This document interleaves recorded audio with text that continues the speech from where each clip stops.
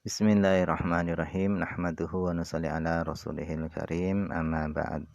Insyaallah pada kesempatan ini kita akan melanjutkan kembali pembacaan kitab Ihya Ulumuddin juz yang kedua, masih melanjutkan tentang adab-adab makan.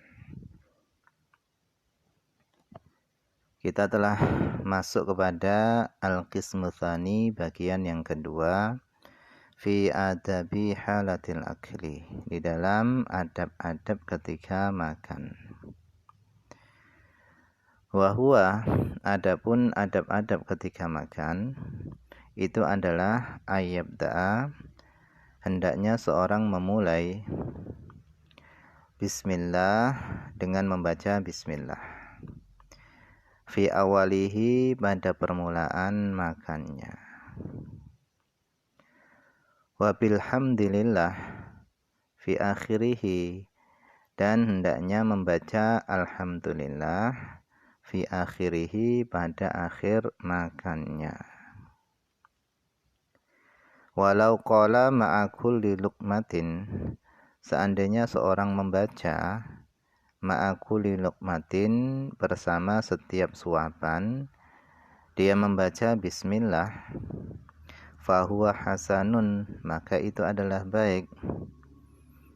Jadi setiap satu suapan dia membaca bismillah, maka itu adalah hal yang baik.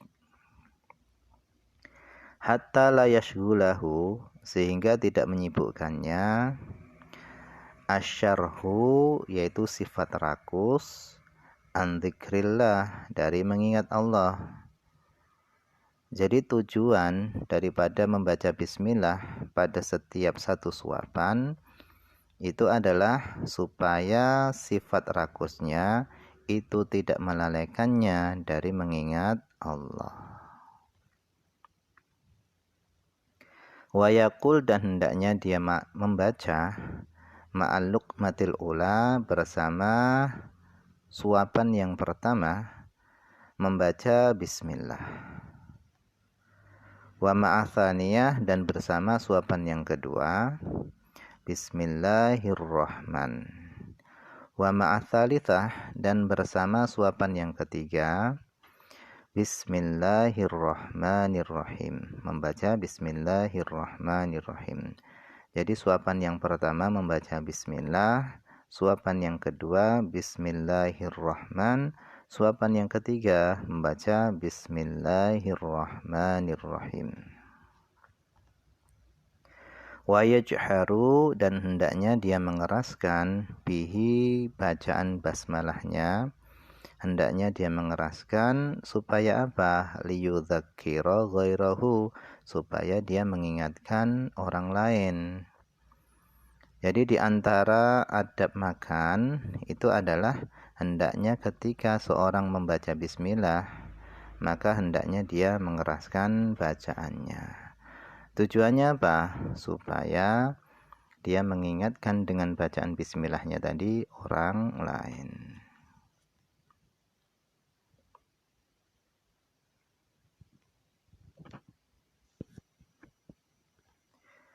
Wa ya'kulu, dan hendaknya seorang makan bil yamini, dengan tangan kanan. Jadi makan itu pakai tangan kanan. Wa yabda'u, dan hendaknya seorang memulai bil milhi, dengan garam, wa yakhtimu bihi, dan dia mengakhiri makan bihi, dengan garam. Jadi dianjurkan ketika memulai makan itu dengan makan garam sedikit, dan mengakhiri makan itu juga dengan makan garam sedikit. Wa yusaghiru al-luqmata, dan hendaknya seorang itu mengecilkan suapannya. Wa yujawwidu mudghaha, dan hendaknya dia membaguskan mudghaha, kunyahannya. Jadi suapannya tadi itu kecil, kemudian kunyahannya tadi disempurnakan. Wa ma lam yabtali'ha, dan selagi dia belum menelan suapannya, maka lam yamudda al-yadda ilal ukhra, maka janganlah dia menjulurkan tangannya kepada suapan yang lainnya. Jadi suapannya tadi itu ditelan dulu, yang ada di dalam mulutnya ditelan dulu. Setelah dia telan habis baru ngambil suapan berikutnya.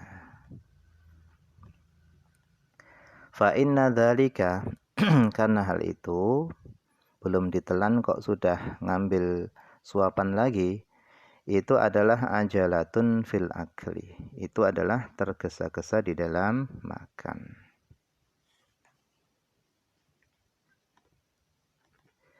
Kemudian wa alla yadhumma ma'kulan, dan hendaknya seorang tidak mencela makanan. Karena Nabi sallallahu alaihi wasallam adalah Nabi sallallahu alaihi wasallam, beliau ini la ya'ibu ma'kulan, beliau ini tidak pernah mencaci makanan, tidak pernah mencela makanan. Karena adalah Nabi sallallahu alaihi wasallam, idza a'jabahu, apabila Nabi menyukai makanan, akalahu, maka Nabi memakannya. Wa illa, kalau Nabi tidak menyukainya, tarokahu, maka Nabi meninggalkannya. Jadi tidak boleh mencela makanan. Kalau suka dengan makanan itu dimakan, kalau tidak suka maka tinggalkan. Kemudian wa ayyakula, dan hendaknya seorang makan itu mimma, dari makanan yalihi, yang ada di dekatnya. Makan daripada makanan yang ada di dekatnya. Illal fakihata, kecuali buah. Fa inna lahu, karena boleh baginya, ayajila, dia menjulurkan yadahu, tangannya, fiha, pada buah tadi. Qala sallallahu alaihi wasallam, Nabi sallallahu alaihi wasallam beliau bersabda, kul ma yalika, makanlah dari makanan yalika, yang ada di dekatmu.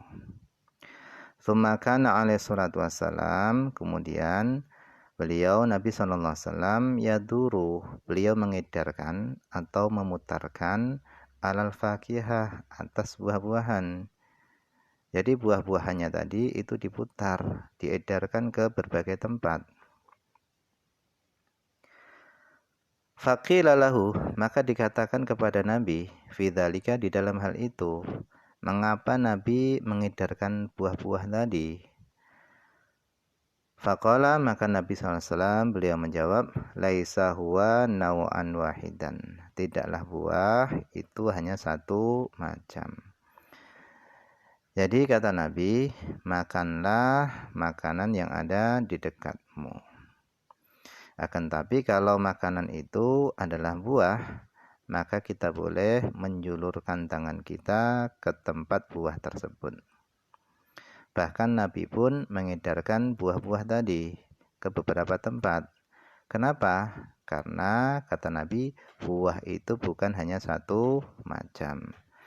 Karena terkadang seorang ingin makan buah yang berada jauh dari dirinya.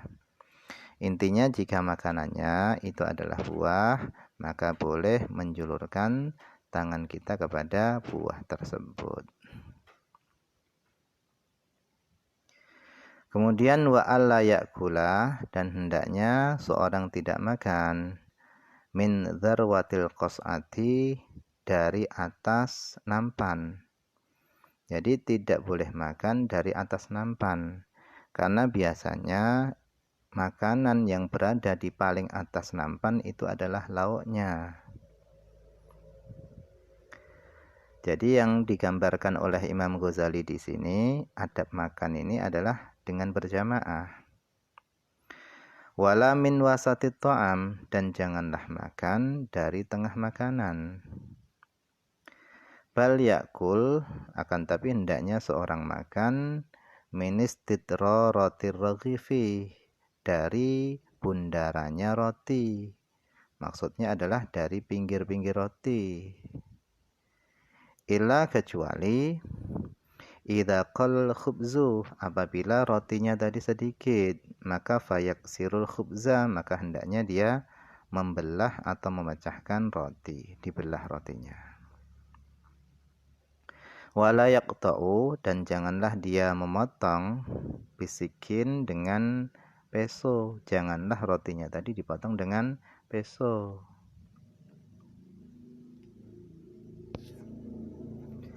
Wala yaqta'ul lahma aidon, dan janganlah pula dia memotong daging ketika makan dengan peso juga. Faqad nuhiya anhu, sungguh telah dilarang anhu dari hal itu, yaitu memotong daging ketika makan dengan peso. Waqala, dan Nabi SAW beliau bersabda, in hasyuhu nahsyan, gigitlah daging dengan gigitan. Jadi kalau makan daging itu cara motongnya bukan dengan peso, akan tapi perintahnya Nabi, in hasyuhu nahsyan, gigitlah daging dengan gigitan. Wallahu a'lam, ini saja yang bisa dibaca pada kesempatan ini, semoga ada manfaatnya.